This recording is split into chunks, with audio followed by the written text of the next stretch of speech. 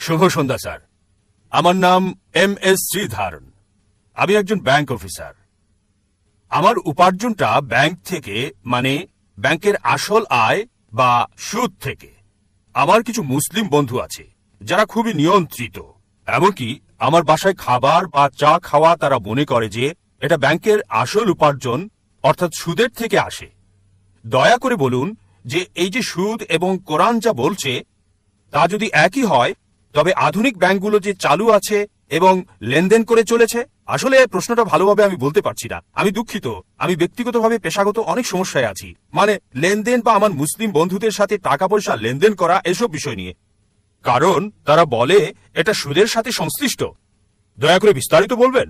ভাই একজন অমুসলিম ব্যাংকে চাকরি করেন আর প্রশ্ন করলেন যে মুসলিমরা কেন এত কঠোর, তার বাসায় আসে না, কারণ তার উপার্জনটা হচ্ছে সুদের। আর ইসলাম সুদের ব্যাপারে কি বলে? এক্ষেত্রে তিনি টাকা পয়সা লেনদেন করতে গিয়ে খুব সমস্যায় আছেন। ভাই, আরবি শব্দ হলো রিবা। রিবা মানে সুদ এবং অতিরিক্ত আদায়।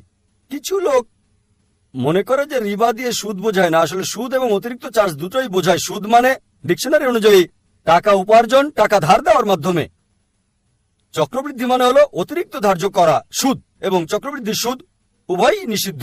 কোরআনে এই রিবা শব্দটি কমপক্ষে 8 বার উল্লেখ আছে।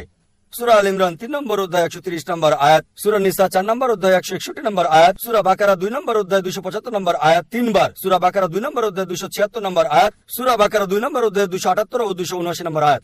আমি শুধু শেষ আয়াতটা বলছি, সূরা বাকারা 2 নম্বর অধ্যায় 278 ও 279 নম্বর আয়াত, যে যদি তোমরা চক্রবৃদ্ধি সুদ এবং সুদ পরিত্যাগ না করো তবে যুদ্ধের ঘোষণা করো আল্লাহ এবং রাসূলের প্রতি। সুতরাং যে সুদ দিল বা সুদ নিল সে যুদ্ধের ঘোষণা করছে সর্বশক্তিমান ঈশ্বর আল্লাহ এবং নবীজি মুহাম্মদ সাল্লাল্লাহু আলাইহি ওয়াসাল্লামের সাথে।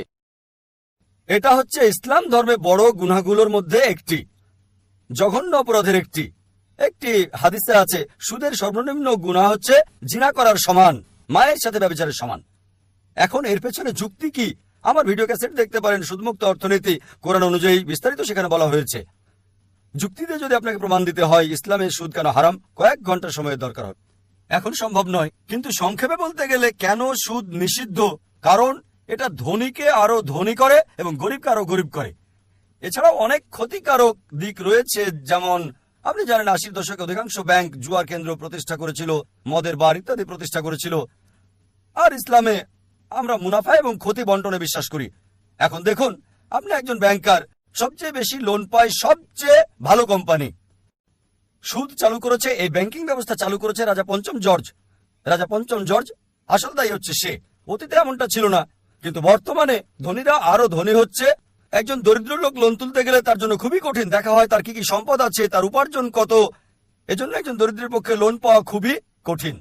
আর যদি আপনি বড় বড় কোম্পানিগুলো দেখেন, সবচেয়ে বড় কোম্পানি তারা শর্তমুক্ত কোম্পানি।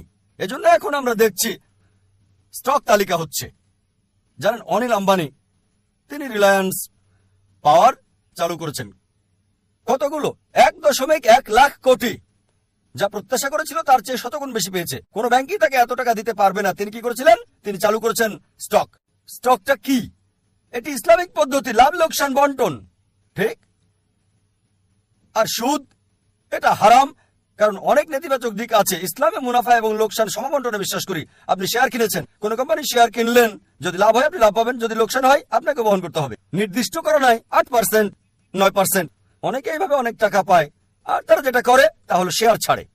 যদি আপনি শেয়ার কেনেন হালাল কোনো কোম্পানির, যেটা মদের কোম্পানি নয়, ব্যাংক নয়, বা কোনো হারাম কর্মকাণ্ডের নয়, তবে সেটা বৈধ। সুতরাং আমরা ইসলামে লাভ লোকসান বন্টনে বিশ্বাস করি। অনিল আম্বানি চালু করেছেন, প্রত্যাশার চেয়ে শতগুণ বেশি পেয়েছেন, ঠিক? 1.1 লাখ কোটি একই সময়ে পেয়েছে, প্রত্যাশার চেয়ে 10 গুণ বেশি। কেন? লোকজন ভাবছে যদি অনিল আম্বানির সাথে বিনিয়োগ করি নির্দিষ্ট পরিমাণ 8, 9 বা 10% পাবো না, হয়তো পাবো 20, 30 বা 50%। আপনি জানেন যেহেতু আপনি ব্যাংকার, যৌথ ফান্ডে জিএম বেসিক 1 নম্বর 116% এক বছরে। এ কারণে ইসলামে আমরা লাভ লোকসান বন্টনে বিশ্বাস করি। আর এজন্যই রিবা, নির্দিষ্ট সুদ, নির্দিষ্ট টাকা ধার দেওয়ার মাধ্যমে নির্ধারিত পরিমাণ উপার্জন হারাম। বিস্তারিত জানতে আমার ভিডিও ক্যাসেট দেখতে পারেন। কোরআনের বর্ণনায় সুদমুক্ত অর্থনীতি। এ কারণে যদি আপনি আপনার ব্যাংকে প্রচলিত ব্যবস্থা থেকে ইসলামিক ব্যবস্থায় রূপান্তর করেন, ইনশাল্লাহ আপনি মুসলিম কাস্টমার পাবেন ইনশাল্লাহ।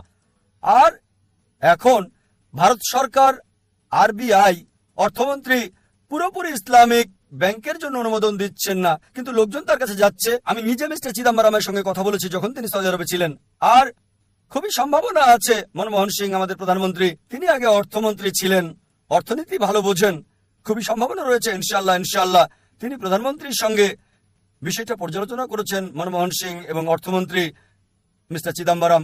খুবই সম্ভাবনা আছে যে অতি শীঘ্রই আমরা একটা ইসলামিক ব্যবস্থা পাবো।